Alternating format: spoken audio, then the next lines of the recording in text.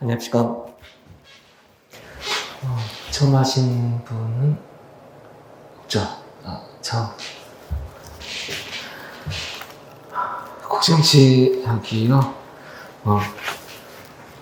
한동안 점수 잘 안 나오다가 최근엔 점수가 좀 잘 나오는 잘 주는 편이에요. 근데 점수를 잘 준다, 못 준다 보다는 이제 상대평가니까 남들보다 몇 점 더 받느냐 이렇게 생각하시면 되겠고요.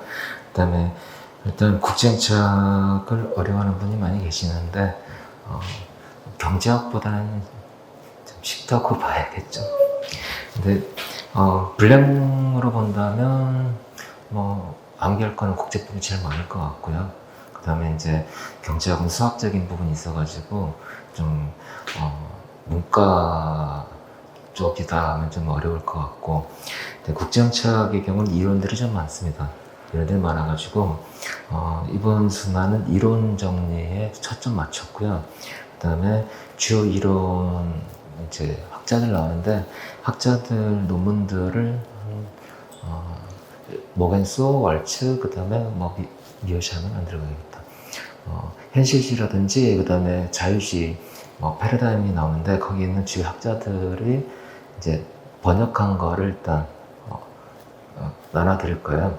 나눠드릴 텐데 일단 이론 정리를 일단 깔끔하게 하는 게 일단 가장 중요한 관건이 될 것 같고요.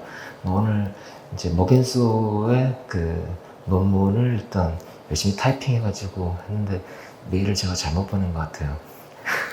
그래서 쉬는 시간에 다시 보내가지고 일단 세 과목밖에 안 되기 때문에 사실상 논문들을 일단 이번 순환에 한번 쭉 읽으시고요. 작년에도 나눠드렸었는데 많은 도움이 된다고 하거든요. 일단 정치학하고 국제정책하고 성격이 약간 같은 듯 하면서 다른 게 있어요. 이렇게 봅시다. 정치학은 한 국가가 있습니다. 국가 안에 행위자가 있는데 이들 간의 관계를 보거든요. 분쟁이 생겼다. 그러면 정부라는 권위체로 표현하는데, 일단 이 의미는 잠깐 남겨놓고 권위체가 존재합니다. 권력하고 권위, 어토리티하고 파워라는 단어가 있어요. 그러면 두 개념의 차이는 잠깐만 잡아드린다면 이렇게 보시면 돼요. 권력은 일단 A라는 사람과 B라는 사람이 있습니다. 둘이 A가 이제 이렇게 봅시다. 갈 길을 하는데 A와 B가 서로 다른 길을 가려고 한다. 다른 길을 가려고 합니다. 근데 A가 혼자 가기 싫어가지고 B한테 야 같이 가자 그랬더니 싫다 그래요. 두 사람 간의 갈등 상황에서 A가 force, 제재력 행사 의욕을 가합니다. 너 맞고 갈래? 그냥 갈래? 그래서 B가 깽하고 따라갔어요. 제재력 행사 의욕을 가함으로써 순응하도록 만드는 힘이거든요. 그러면 A가 B에 대해서 A가 원하는 X를 하도록 하는 능력 암기해주세요. 암기해주세요. A가 B에 대해서 X를 행하도록 하는 능력, 이걸 권력이라고 불러요. 혹은 상대방의 의사에 반해서 자신의 의사를 관철시킬 수 있는 힘, 능력을 말해요. 그래서 한자 시대 예전 학자들은 의사력이라고 번역하기도 했어요. 누구의 의지가 관철되는가? 그러면 자신의 의지를 관철시킬 수 있는 사람, 권력을 가진 자라고 표현하거든요. 그럼 민주주의란 왕정과 달리 피플이 주권, 국가의 최고 권력을 갖는 체제를 민주주의라고 불러요. 시민의 의사가 국가의 최고 의사가 될 때 그걸 민주주의라고 불러요. 왕의 의사가 어떤 국가의 최고 의사가 된다. 왕정이 되는 거고요. 귀족들의 의사가 국가의 최고 의사가 된다. 그러면 귀족정이 되겠죠. 어쨌든 이런 걸 권력이라 부르는데, 권위는 뭐냐? 권위는 뭐냐? 정치학과 달리 국제정책에서는 권력과 권위 구분은 잘 하진 않습니다만, 아버지하고 할아버지하고 계시다고 칩시다. 맞짱 뜨면 분명 아버지가 일 것 같아요. 아버지가 일 것 같아요. 근데 할아버지 말씀을 듣습니다. 할아버지 의사가 관철되고 있어요. 그러면 좀 친익기가 계시고 말도 안 되는 말씀하시는데 예의하고 따릅니다. 아들이 아버지 도대체 왜 그러세요? 내가 할아버지잖아. 이때 할아버지 말씀을 듣는 것은 할아버지의 권위라고 표현할 수 있는데 정당성에서 나올 때 그거를 권위라고 해요. 그러면 자, 현대사회, 근대사회에서 국가가 행사하는 권력? 국가를 공권력이라고 부르죠. 공식적 권력을 가진 걸 국가라고 부르는데, 근대사회에서 조선시대와 달리, 시민들이 국가가 형성한 어떤 법 질서를 따른다. 그 주목 때문이었을까요? 당연하다고 봤을까요? 합법적 힘이거든요. 그래서 근대사회에서 국가가 행사하는 권위라고 부를 때 어쨌든 정당한 권력, 합법적 권력 이런 느낌으로 생각하시면 돼요. 자, 권위체라는 표현을 많이 쓸 겁니다. 자, 국가라는 이 체제에서는 권위체가 존재한다. 합법적인 힘, 정당한 힘을 갖는 누군가가 있어가지고 자, 분쟁이 발생하면 경찰이 와가지고 혹은 법원에서 등등등 해가지고 자, 이걸 조정하는 누군가가 있어요. 이게 정치학은 요 관계를 보는 건데 국제정치는 뭘 보느냐?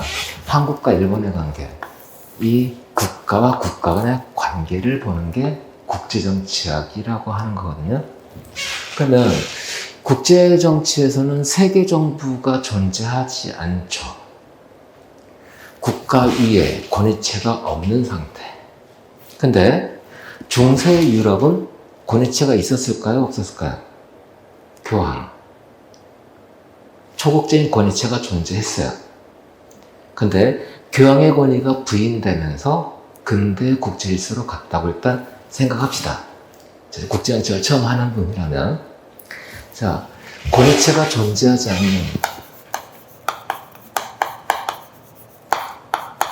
이 상태 무정부 상태, 아나키 상태라고 우리는 부를 거예요. 자, 국제정치학은 자, 국내 정치와 달리 무정부 상태에서 이루어진 어쩌고저쩌고 하는 걸 일단 분석할 거다. 우리가 보는 것은 고대도 아니고 중세도 아니고 근대 국제 질서에서 대체 국가들 관계는 어떻게 될까? 이게 이제 국제정치에서 보는 것. 자, 그러면 무정부 상태에서는 국내 정치와 달리 뭔가 좀 다를 것 같아요. 자, 고등학교 때 사회계약론을 들어봤다면 자연 상태, 정부가 없는 상태. 이건 마치 자, 홉스나 로크나 루소 같은 사람이 봤던 자연 상태에서 이루어지는 어쩌고저쩌고 관계가 지금 현재 국제정치하고도 똑같다라고 일단 볼 거거든요. 어쨌든 무정부 상태에서 이루어지는 거를 우리는 볼 거다. 근데 제가 홉스로크 루스를 말씀드린 건 뭐냐면 자연 상태에서 대체 뭐가 문제일까? 이거는 관점에 따라서 다르게 보거든요. 그러면 마찬가지로 국제정치를 바라보는 개념의 레인지, 시각, 관점의 차이가 있을 건데요. 자, 무정부 상태에서 이루어지는 우리가 홉스라는 사람이 보는 무정부 상태는 어떤 거였을까? 로크라는 사람이 봤던 무정부 상태는 어떤 거였을까?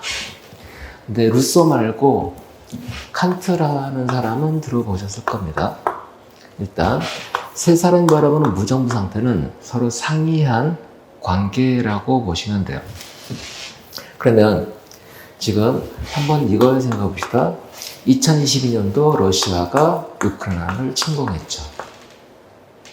전쟁은 왜 발생했을까? 왜 발생할까? 러시아는 우크라이나를 왜 침공했을까? 그러면 여기에 대해서 국제사회에서 비난을 한다.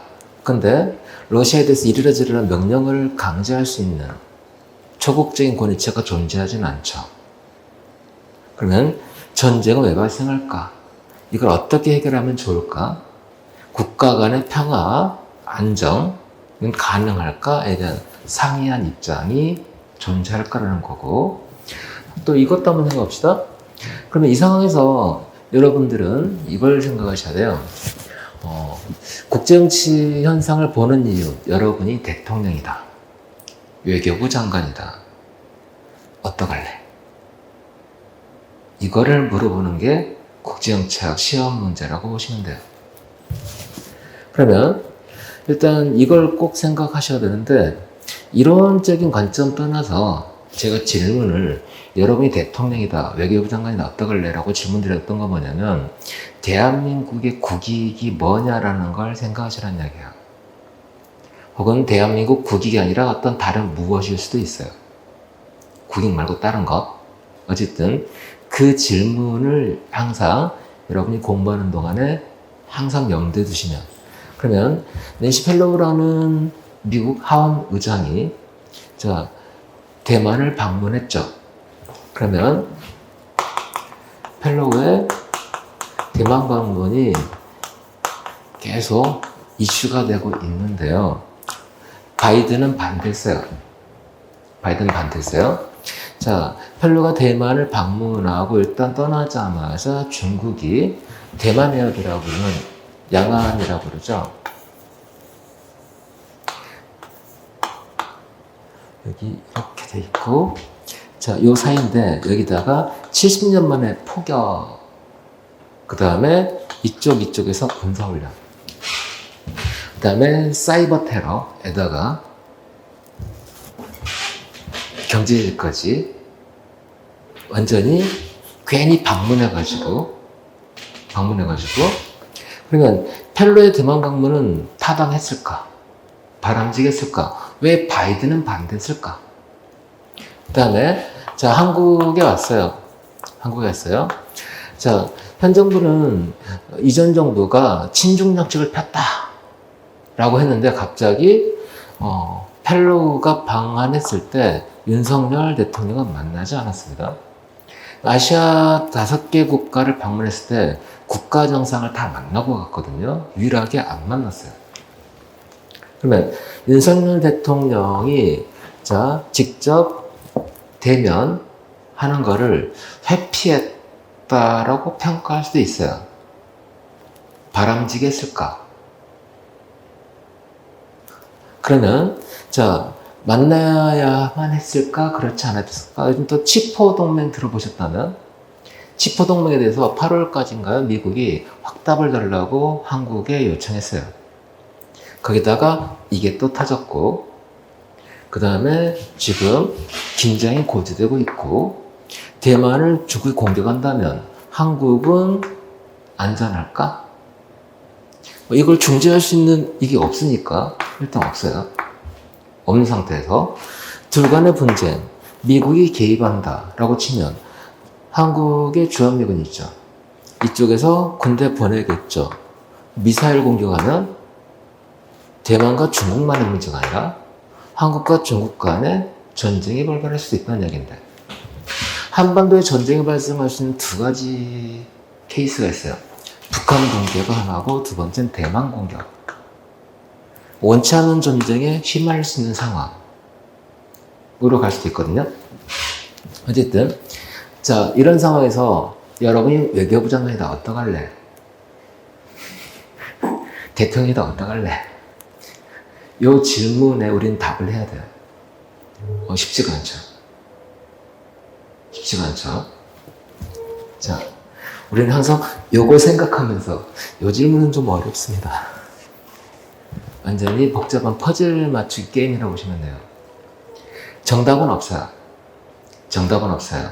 다만 논리적으로 어떤 식의 대응이 한국의 국익이나 생존, 안보가 되겠죠. 에 도움이 될까? 이 질문을 던지면서 표정 보고 질문을 던질 거니까 여기에 대한 대답이 여러분 나름 논리적인 대답이 나온다, 시험장 들어갈 준비는 됐다 라고 생각하시면 돼요.